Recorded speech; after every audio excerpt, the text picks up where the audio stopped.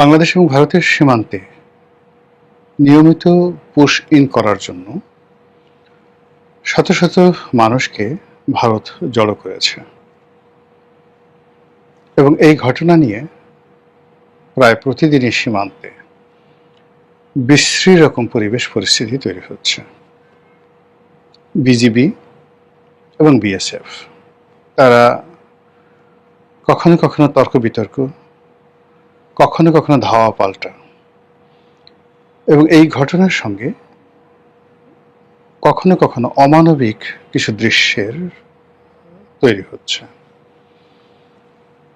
এবং সেগুলো এরকম যে ভারত যে পুশিনগুলো করতে চাচ্ছে বাংলাদেশে, সেই পুশিনকে আবার ঠেকিয়ে দেওয়ার জন্য আমাদের সীমান্তরক্ষী বাহিনী, বর্ডার গার্ড, বিজিবি তারা আবার কাউন্টার পুশিন করছে, তাদেরকে ফেরত পাঠাচ্ছে এবং এই দৃশ্যগুলো বাংলাদেশের বিরুদ্ধে যে সকল আন্তর্জাতিক চক্র রয়েছে তারা বাংলাদেশের যে অমানবিক আচরণ এইগুলোকে ফুটিয়ে তোলার জন্য ওত পেতে বসে আছে। আমাদের এই ক্ষুদ্র দেশটি নিয়ে আন্তর্জাতিক যে চক্রান্ত, এটি দীর্ঘদিন ধরে চলছে। আজকে মায়ানমার সীমান্তে এরকম পুশিন, এরকম নাটক করে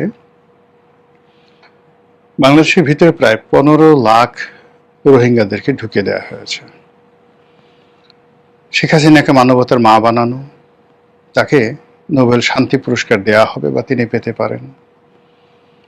তারপর আমাদের দেশে যে সকল ইসলামী সংগঠন রয়েছে তারা সবাই এখন পিছু টান দিয়েছেন, কিন্তু ওই সময়টিতে সেই রোহিঙ্গা মুসলিম ভাই বোনদেরকে আশ্রয় দিতে হবে, এজন্য সারা বাংলাদেশ থেকে চাঁদা তুলে দলে দলে এই মাদ্রাসা পড়ুয়া ছেলেরা, শিক্ষকেরা তারা কক্সবাজার, টেকনাফ, উখিয়াতে রীতিমতো এখানে গিয়ে এই রোহিঙ্গাদেরকে আশ্রয় দেওয়া, প্রশ্রয় দেওয়া, তাদেরকে দান খয়রাত করা, এটাকে একটা তাবলিগি কর্ম মনে করে প্রায় জান্নাতুল ফেরদাউস কনফার্ম করে ফেলেছিল। ওই সময়টাতে আমার বেশ কয়েকজন পরিচিত এরকম মাদ্রাসায় শিক্ষায় শিক্ষিত, তাদেরকে বললাম যে দেখো, তোমরা যে কাজগুলো করছো, তোমরা এই রোহিঙ্গাদেরকে চেনো না, তোমরা এই অঞ্চলের অর্থাৎ আমাদের কক্সবাজার, চট্টগ্রাম এবং আরাকানের যে রাজনীতির ইতিহাস সেটা তোমরা জানো না, ফলে তোমরা এই এখন আবেগ তাড়িত হয়ে যে কাজগুলো করছো এটা দেশ, জাতি এবং সরকারকে ভোগাবে। ঠিক ওই সময়টাতে 2012-13 এমনকি 16 সালে যখন এই ঘটনাগুলো চলতেছিল, ওই সময়টাতে দৈনিক বাংলাদেশ প্রতিদিন পত্রিকাতে আমি একাধিক কলাম লিখে শেখ হাসিনাকে বলেছিলাম যে আপনি যে কাজটা করছেন খুবই অন্যায় করছেন, সীমান্ত সিল করে দিন, আপনি যে কাজগুলো করছেন এটা আপনি সামাল দিতে পারবেন না। এবং শেখ হাসিনার যে দেখুন এখন যে পতন, সেই পতনের মধ্যে যে কারণগুলো রয়েছে তার অন্যতম কারণ কিন্তু এই রোহিঙ্গা। এই রোহিঙ্গাকে ইস্যু করে অবাধে তুরস্কের গোয়েন্দা সংস্থা, পাকিস্তানের গোয়েন্দা সংস্থা, চীনের গোয়েন্দা সংস্থা, আমেরিকার একেবারে পুরোপুরি মিলিটারি ইউনিট যেভাবে ক্রমাগতভাবে 2016 সাল থেকে আজ অবধি বাংলাদেশে অপারেশন পরিচালনা করছে, ফলে কক্সবাজার, বৃহত্তর কক্সবাজার উপজেলার যে বা জেলার, উপজেলা মানে বলতে ধরেন টেকনাফ উপজেলা এবং কক্সবাজার জেলা, পুরো বৃহত্তর এই অঞ্চল, তার সঙ্গে সঙ্গে পার্বত্য অঞ্চল, সেখানে যে অস্থিরতা শুরু হয়েছে, সেই অস্থিরতার বিপরীতে আমাদের আইন শৃঙ্খলা রক্ষাকারী বাহিনী কতটা ভূমিকা রাখতে পারছে এটা নিয়ে যথেষ্ট প্রশ্ন করার সুযোগ আছে। ওই অঞ্চলের ব্যবসা বাণিজ্য, আইন শৃঙ্খলা রীতিমতো মুখ থুবড়ে পড়েছে। ওখানে যারা আদিবাসী মানে আমাদের যারা বাঙালি ওই অঞ্চলে কক্সবাজার জেলায়, তারা সবাই বলতে গেলে এখন রোহিঙ্গা হয়ে পড়েছে। আর ওখানে যে সকল রোহিঙ্গা সর্দাররা রয়েছে তারা সেখানকার রাজায় রূপান্তরিত হয়েছে। কাজে যে মিলিটারি পদক্ষেপ নেওয়া দরকার ছিল এবং যে রাজনৈতিক সিদ্ধান্ত নেওয়ার দরকার ছিল সেটা আমরা এখনো পর্যন্ত নিতে পারিনি, কিন্তু আমরা বিদেশিদের ফাঁদে পা দিয়ে ফেলেছি একটি সীমান্তে, মানে মায়ানমার সীমান্তে। এবার আসুন ভারতের সঙ্গে যে আমাদের প্রায় 4,500 কিলোমিটার সীমান্ত রয়েছে, বিশ্বের অন্যতম বৃহত্তম সীমানা। অনেক বড় বড় দেশ রয়েছে, কিন্তু ভারতের সঙ্গে আমাদের যে এই যে 4,500 যে বর্ডার কিলোমিটার, যে বর্ডার, এরকম বর্ডার পারস্পরিক দুটো দেশের মধ্যে খুব কম আছে। আমার জানা নাই, আমি ইন্টারনেট দেখলে বলতে পারতাম। দ্বিতীয়ত হলো যে এরকম বিশাল বর্ডার, কিন্তু অসম সামরিক শক্তি, অসম কূটনীতি এবং অসম অর্থনীতি এবং অসম সংস্কৃতি, এটি আর বিশ্বের কোনো দেশে নেই। যেমন ধরুন মেক্সিকোর সঙ্গে ইউএসের যে যাকে বলা হয় সীমানা রয়েছে, তারপর কানাডার সঙ্গে আমেরিকার যে সীমানা রয়েছে, চীনের সঙ্গে ভারতের যে সীমানা রয়েছে, পাকিস্তানের সঙ্গে আফগানিস্তানের যে সীমানা রয়েছে, তো সেই সীমানার যে ভৌগোলিক অবস্থান, রাজনৈতিক অবস্থান এবং সীমানার দুই পারে মানুষের মধ্যে যে অন্তমিল, তার বিপরীতে যদি আপনি আমাদের এই 4,500 কিলোমিটার সীমানার, ভারতের সাথে যে সীমানার, সেখানকার যে বৈরিতা, রাজনৈতিক বৈরিতা, ভৌগোলিক বৈরিতা, মানুষের মন এবং মানসিকতা এবং সংস্কৃতির যে বৈরিতা, এটি অন্য কোনো সীমানায় নেই।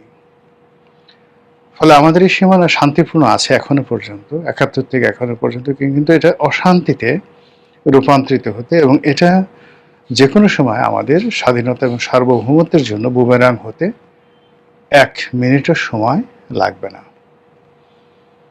যেটা বলছিলাম যে আমাদের কক্সবাজারের যে সীমানা, এটা এখন মারাত্মক ঝুঁকি, এবং সেই ঝুঁকির কারণে পুরো দুটো রেজিমেন্ট, অর্থাৎ কক্সবাজারে সেনাবাহিনীর যে রেজিমেন্টটা রয়েছে, তারপর পার্বত্য অঞ্চলগুলোতে যে রেজিমেন্টটা রয়েছে, এবং গ্রেটার চট্টগ্রামে চট্টগ্রাম ক্যান্টনমেন্ট ভিত্তিক যে রেজিমেন্ট রয়েছে, এই পুরোটাই এখন ব্যস্ত রয়েছে বলতে গেলে এই রোহিঙ্গা পরিস্থিতি সামাল দেওয়ার জন্য।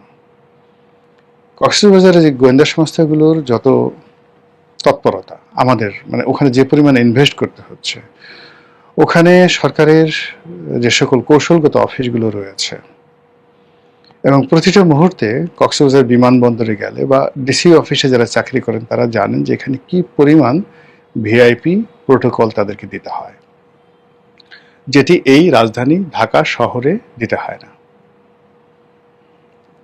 এই আপদ আমরা ডেকে এনেছি রাজনৈতিক অপরিপক্কতার কারণে। এখন সেই সমস্যাটা আমরা সামাল দিতে পারছি না, উপরন্তু আমাদের ঘাড়ের উপরে 15 লক্ষ লোক এসে আশ্রয় নিয়েছে। এই মরার উপর খাড় গা হিসেবে আবার বাংলাদেশ ভারত সীমান্তে এখন নতুন করে পুশিন শুরু হয়েছে। কয়জন করতে পেরেছে আমরা আসলে জানি না, কিন্তু ভারত সীমানার ওপারে অন টেস্ট কেসে কয়েক হাজার লোককে তারা জড়ো করেছে, এবং বিচ্ছিন্নভাবে 200, 350 ওভাবে সীমানার ওপারে জড় করে তারা পুশিনের চেষ্টা চালিয়ে যাচ্ছে। এবং এটা নিয়ে আমাদের বাংলাদেশের আবেগপ্রবণ বাংলাদেশ বিজিবির সঙ্গে রাত দিন সীমান্তের এপারের লোক হাজার হাজার মানুষ সেখানে বিজিবিকে ধাওয়া করছে। বিজিবিকে নয়, বিজিবির সাথে থেকে তারা বিএসএফ কে ধাওয়া করছে, আমরা দেখছি। কিন্তু ওপারের মানুষ যে আবার বিএসএফ এর সাথে ঐক্যবদ্ধ হয়ে বাংলাদেশের লোককে যে ধাওয়া করছে, এ খবর তো আমরা জানি না।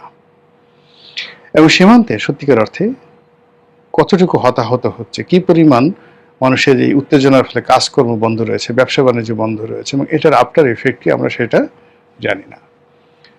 তবে আওয়ামী লীগ জামানাতে